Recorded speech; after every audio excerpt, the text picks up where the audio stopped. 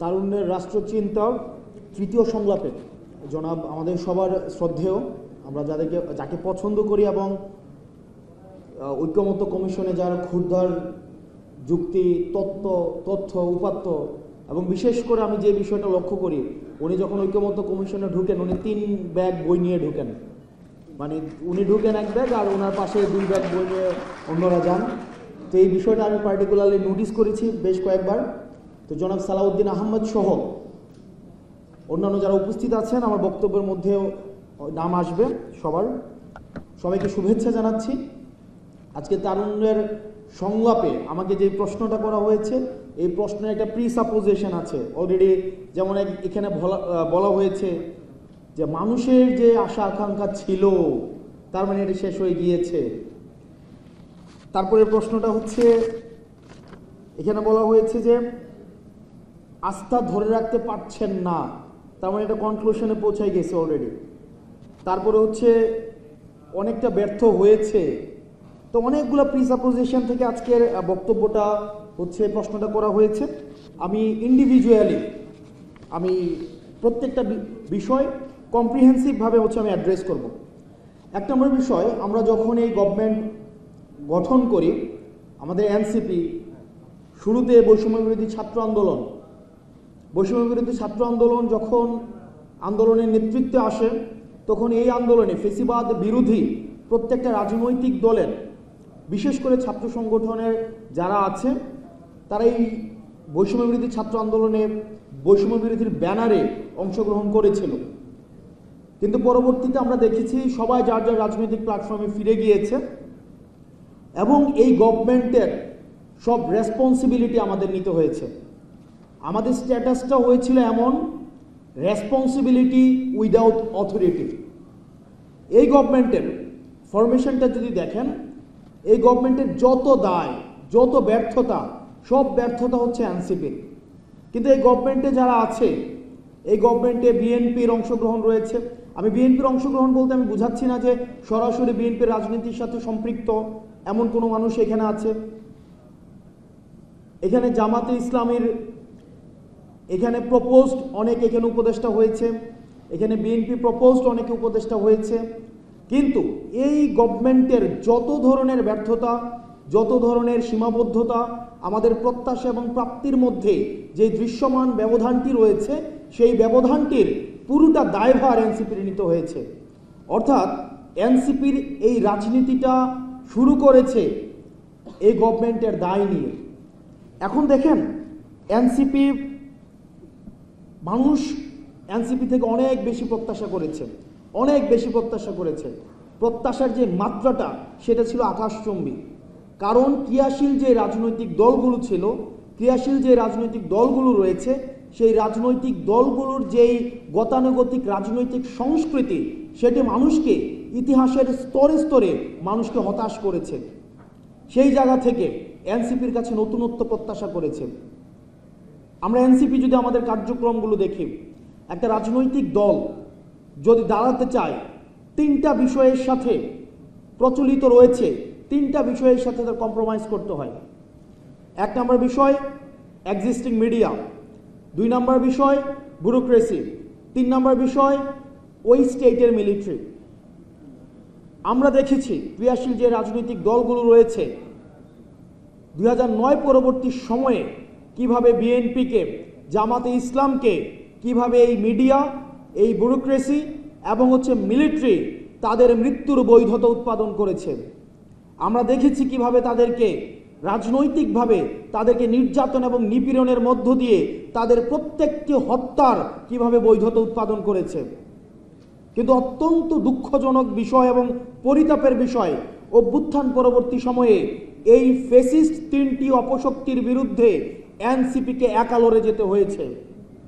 আমরা মিডিয়ার বিরুদ্ধে সরব ছিলাম, আমরা মিলিটারির যেই অংশটা বাংলাদেশের বিরুদ্ধে কাজ করেছে, ফ্যাসিবাদের বৈধতা উৎপাদন করেছে, আমরা সেটার বিরুদ্ধে আমরা সরব ছিলাম। তৃতীয়ত, আমরা যে এই ব্যুরোক্রেসি রয়েছে, আমরা ব্যুরোক্রেসির বিরুদ্ধে আমরা সরব ছিলাম।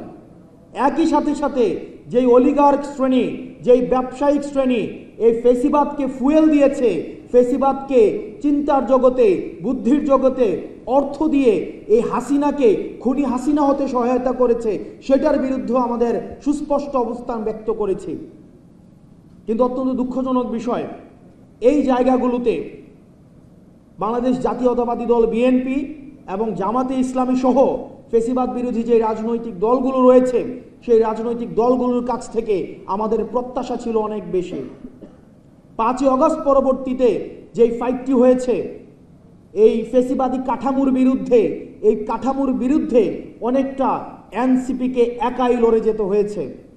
আমরা মিলিটারির চোখে চোখ রেখে কথা বলেছি, আমরা বসুন্ধরা গ্রুপের চোখে চোখ রেখে কথা বলেছি। এনসিপির রাজনীতি, আমাদের মিডিয়া প্রপাগান্ডা, এই যে চ্যানেল 1-এর একটা হচ্ছে, এখানে একজনকে একটা রাজনৈতিক কালচারে এভাবে অ্যাড্রেস করে কথা বলাটা, এটা ছিল টেবু। আপনি যদি দেখেন 5ই আগস্ট পূর্বের রাজনীতিতে এভাবে অ্যাড্রেস করে কথা বলাটা ছিল টেবু, কিন্তু আমরা রাজনৈতিক সংস্কৃতিতে আমরা সত্য এবং মিথ্যা প্রচলিত রয়েছে।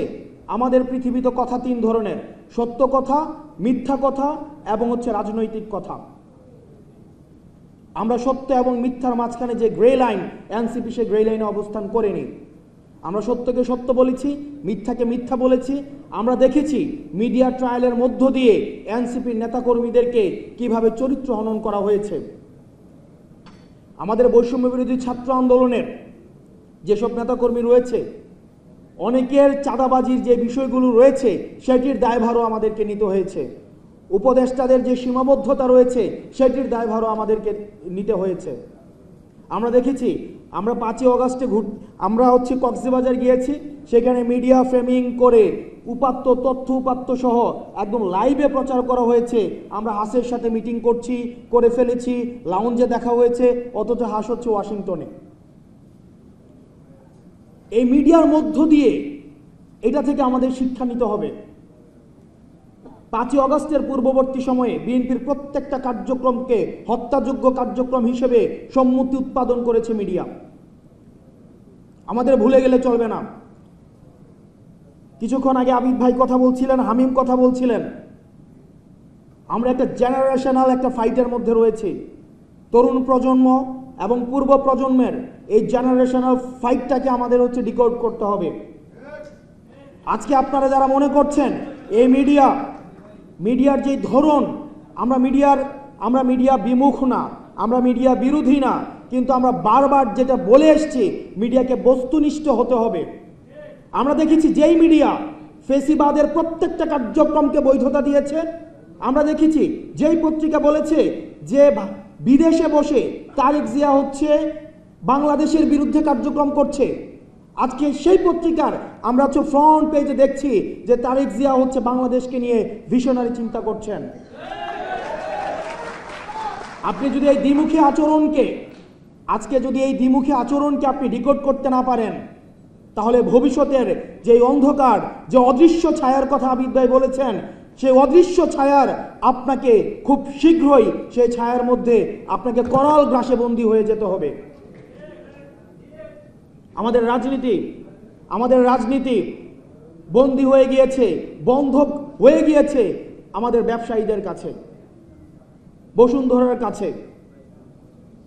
বাংলাদেশে আমি আপনাকে চ্যালেঞ্জ দিয়ে বলছি, এনসিপির পূর্বে ক্রিয়াশীল যে রাজনৈতিক দলগুলো ছিল, কারা এই মিডিয়া মাফিয়াতন্ত্রের বিরুদ্ধে কথা বলেছে, কারা এই ব্যবসায়ী মাফিয়াতন্ত্রের বিরুদ্ধে কথা বলেছে, আপনি কোনো জায়গায় খুঁজে বের করেন। রাজনীতিবিদদের হাতে থাকতে হবে। রাজনীতি যখন চলে গিয়েছে বসুন্ধরাতে, রাজনীতি যখন চলে গিয়েছে সালমান এফ রহমানের হাতে, রাজনীতি যখন চলে গিয়েছে কারওয়ান বাজারে, রাজনীতি চলে গিয়েছে যখন ইন্ডিয়াতে, তখনই যারা নীতির পথে, সত্যের পথে, গণতন্ত্রের পক্ষে থেকেছে তাদের হত্যা করার বৈধতা উৎপাদন হয়েছে। প্রিয় গণতন্ত্রকামী ভাইয়েরা, আপনারা যারা আছেন, আমাদের এনসিপির ফেব্রুয়ারি 28 তারিখ আমরা রাজনৈতিক দল করেছি। এই 28 তারিখের পর থেকে শুরু করে আজকের এই সেপ্টেম্বরের 20 তারিখ পর্যন্ত আমাদের অর্জন কম নয়। বাংলাদেশের সর্বপ্রথম কোনো রাজনৈতিক দল সে কিভাবে তার পরবর্তী রাজনৈতিক পরিক্রমা অতিক্রম করবে, তার অর্থনৈতিক ব্যবস্থার একটা স্বচ্ছ রূপরেখা আমরাই সর্বপ্রথম উপস্থাপন করেছি। আমরা ক্রাউড ফান্ডিং পলিসিটা আমরা আপনাদের সামনে উপস্থাপন করেছি। আমরা অন্তত দেখিয়েছি যে এই ভিত্তিতে আমাদের পরবর্তী রাজনৈতিক পরিক্রমা আমাদের পরিচালিত হবে। দ্বিতীয়ত আমরা পলিটিক্যাল কালচারটা আমরা চেঞ্জ করতে পেরেছি। আমি দেখেছি কিছুদিন আগে জাতীয়তাবাদী দল বিএনপির স্ট্যান্ডিং কমিটির যারা মেম্বার রয়েছেন তারাও পিকআপে উঠে পল্টনে হচ্ছে তাদের কার্যক্রম, রাজনৈতিক কার্যক্রম পরিচালনা করেছে। এটা আমরা হচ্ছে একটা স্ট্যান্ডার্ড সেট করেছি, যার কারণে এটা ওনারা করেছেন। বা এই যে একটা আমাদের সৌহার্দ্যপূর্ণ রাজনৈতিক যে কালচারটা, ইয়েস, এই যে হয়তো আমরা আপনাদের থেকে অনুকরণ করেছি, এই যে কালচারটা আমরা করেছি, এই যে আমরা এই যে কালচারাল রিসিপ্রোকাল কালচারাল চেঞ্জটা হচ্ছে, এটা হচ্ছে আমাদের এনসিপি আমরা অন্তত এটার ধারাবাহিকতা আমরা রক্ষা করতে পেরেছি। তৃতীয়ত, আমরা একমাত্র রাজনৈতিক দল আমরা জুলাইয়ে 64টা ডিস্ট্রিক্টে আমরা যাওয়ার চেষ্টা করেছি, মানুষের আশা আকাঙ্ক্ষা আমরা শোনার চেষ্টা করেছি। আমাদের সীমাবদ্ধতা রয়েছে, আমাদের সীমাবদ্ধতা নিয়ে আমরা পর্যালোচনা করি, আপনারা আমাদের সীমাবদ্ধতা ধরিয়ে দিবেন। আমরা যেহেতু তরুণ প্রজন্ম আছি, আমাদের সবচেয়ে শক্তির জায়গাটা আমরা ভুল স্বীকার করতে পারি এবং এই ভুলটাকে স্বীকার করে পরবর্তীতে পরামর্শ অনুযায়ী পরবর্তী ভবিষ্যৎ পরিক্রমা সাজানোর মনস্তাত্ত্বিক যেই ফ্লেক্সিবিলিটি সেটা আমাদের রয়েছে। আপনারা যারা অভিজ্ঞ রয়েছেন, এখানে বিশ্ববিদ্যালয়ের শিক্ষক রয়েছেন, আপনারা যারা রাজনৈতিক একটা পথ চলার অভিজ্ঞতা রয়েছে, আপনারা আমাদেরকে পরামর্শ দিবেন। এখানে তরুণ প্রজন্মের আমাদের বয়সী আপনারা যারা আছেন আমাদেরকে পরামর্শ দিবেন। আমরা আমাদের ভুল সংশোধন করে আমরা বাংলাদেশপন্থী রাজনীতিটা আমরা গড়ে তুলব সবাই একসাথে। আপনারা সবাই ভালো থাকবেন, সুস্থ থাকবেন। গণতন্ত্রের পক্ষে ইনসাফের পক্ষে, ন্যায্যতার পক্ষে আপনাদের সাথে কাঁধে কাঁধ মিলিয়ে আমরা এই বাংলাদেশপন্থী রাজনীতির পক্ষে আমরা লড়ে যাব। ইনকিলাব জিন্দাবাদ। বিশ্বের সর্বাধুনিক প্রযুক্তিতে প্রস্তুতকৃত Arik silver wash detergent powder 500 গ্রাম মাত্র 70 টাকা। রিমার্ক।